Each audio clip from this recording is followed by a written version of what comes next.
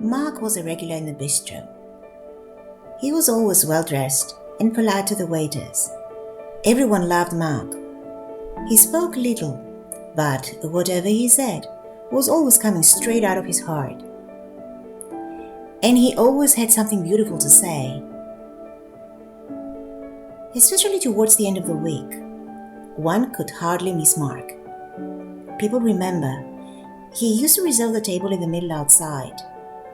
He was wearing his hat and sunglasses during summer, and in the winter, he was sitting next to the window, across the silk screen of Tsarouchis, alone, always alone. His Greek was outstanding, although he had an accent. Once he was asked whether he was coming from Eastern Balkans. He calmly replied, "No, my friend. I'm from the South. I was born in South Africa."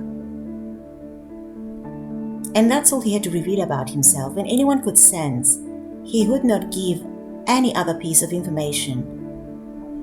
So, for the people of Miss Neapolis, Mark was the beautiful South African with a beautiful smile. One day, Mark's table stayed empty, despite his previous reservation. The days passed, and there was no sign of Mark.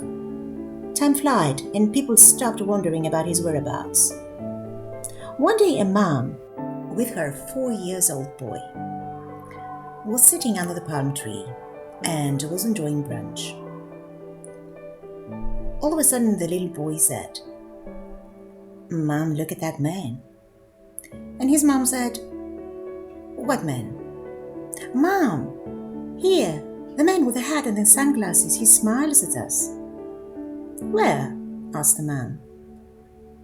"There, he's sitting next to the window." "Honey, there is no man out there. The table is empty. Finish your ice cream. Grandpa is waiting for us."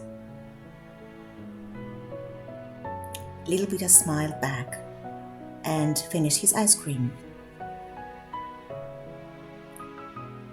Mom paid the bill, and as she was going away from the bistro, little Peter turned his head, and he saw the man with the hat and the sunglasses smiling at him and waving at him.